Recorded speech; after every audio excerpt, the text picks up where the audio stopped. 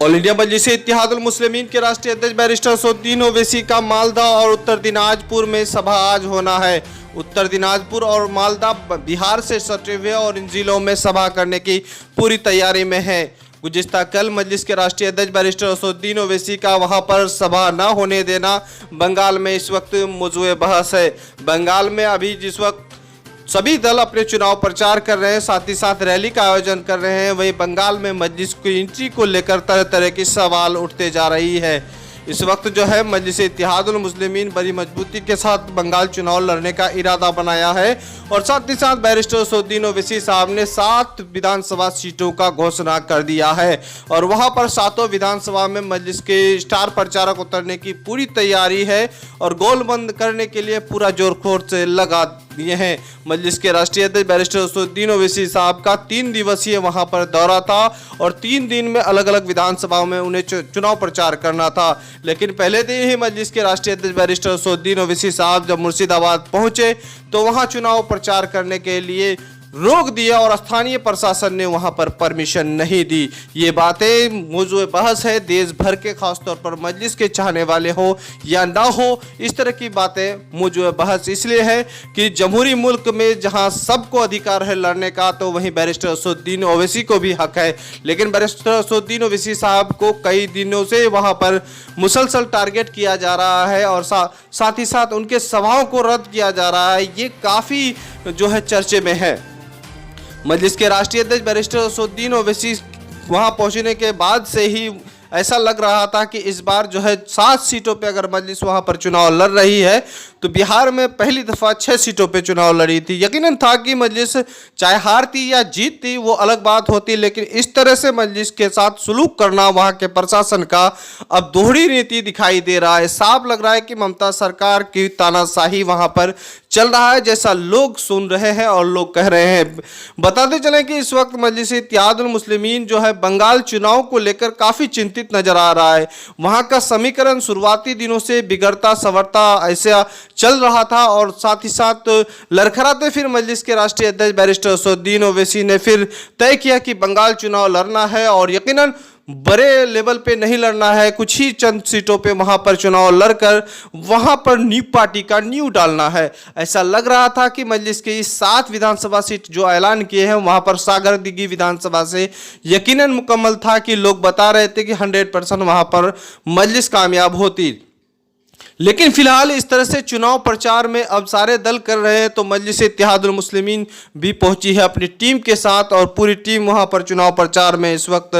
मजबूत के साथ खड़ी है। लेकिन बंगाल के प्रशासन का रवैया और साथ ही साथ परमिशन न मिलना, ये भी वहां पर मजलिस को एक बड़ा चुनौती साबित करना पड़ रहा है। लेकिन आज जो है मजलिस इत्तेहादुल मुस्लिमीन के राष्ट्रीय अध्यक्ष बैरिस्टर असदुद्दीन ओवैसी साहब का मालदा और उत्तर दिनाजपुर में सभा होना है और यहाँ पर चर्चा का विषय है कि इस तरह से जो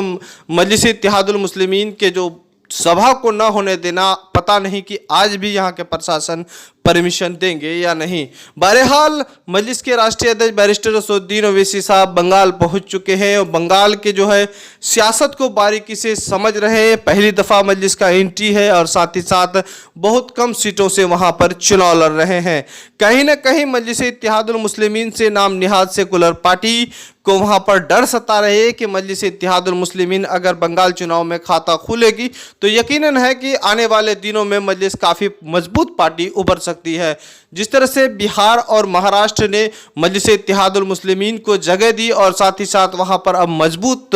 पार्टी बनकर उभर रही है। बिहार में ऐसा हाल है कि मजलिस इत्तेहादुल मुस्लिमीन के 5 विधायक यहां पर 50 विधायक पर भारी हैं। लगातार मजलिस के विधायक बिहार के असेंबली में आवाज़ उठा रहे हैं शिक्षा, स्वास्थ्य, रोजगार के मुद्दे पर और ये बातें देश भर में गूंज रही है और देश के माहौल में अच्छा असर पड़ रहा है, जिससे ये संकेत मिल रहा है कि मजलिस इत्तेहादुल मुस्लिमीन मुसलमानों की पार्टी नहीं है बल्कि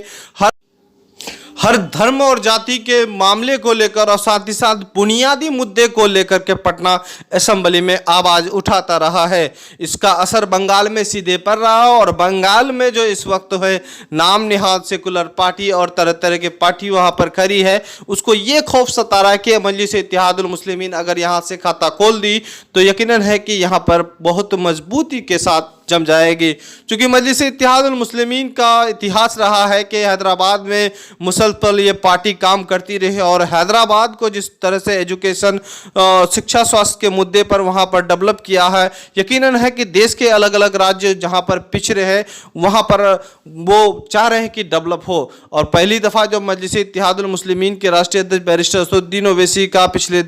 दफ़ा दौरा हुआ और बंगाल के मुर्शिदाबाद में उन्होंने सभा किया और उस सभा के दौरान ममता दीदी की सरकार के नाकामियों को उन्होंने उजागर किया और लोगों को आईना दिखाया कि मजलिस के ये राष्ट्रीय अध्यक्ष ने कि यहाँ पर किस तरह से डेवलप किया है और जो आम लोग नहीं जानते हैं ऐसे मुद्दे को, सरकारी रिपोर्टों को लोगों के सामने पेश किया, उनके मैनिफेस्टो को बताया कि ममता दीदी की सरकार यहाँ पर किस तरह से नाकाम रही है। और मजलिस के आने के बाद से ही वहाँ पर लोगों के अंदर सियासी बेदारी भी शुरू हो गया है। फिलहाल इस तरह की घटनाएं हो रही हैं मजलिस के साथ, ये तो मौजूद बहस है। मजलिस इत्तेहादुल मुस्लिमीन के राष्ट्रीय अध्यक्ष असदुद्दीन ओवैसी साहब अपने जिम्मेदारों से बैठक कर वहाँ की रणनीति फिर से तैयार कर रही है और साथ ही साथ उनका ये कहना है कि मजलिस को जिस तरह से यहाँ पर मजबूत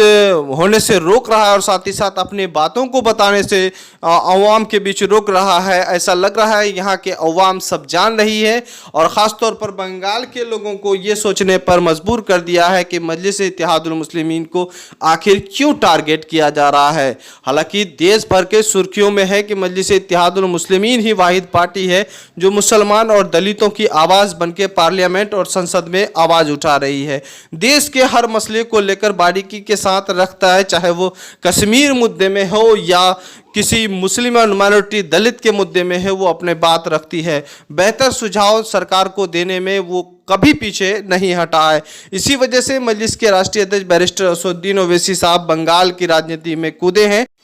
बंगाल के उन विधानसभा में अपने प्रत्याशी उतारे हैं जहां पर मुसलमानों को और दलितों को काफ़ी वंचित रखा गया है। वहां पर तरक्की के नाम पर, विकास के नाम पर कुछ नहीं हुआ है। ऐसे में आवाज़ बनने की ज़रूरत थी और मजलिस इत्तेहादुल मुस्लिमीन के राष्ट्रीय अध्यक्ष बैरिस्टर असदुद्दीन ओवैसी ने सोचा कि इन विधानसभाओं से हमारे उम्मीदवार अगर कामयाब होते तो वह बंगाल की राजनीतिक में खास तौर पर वो बेहतर विकल्प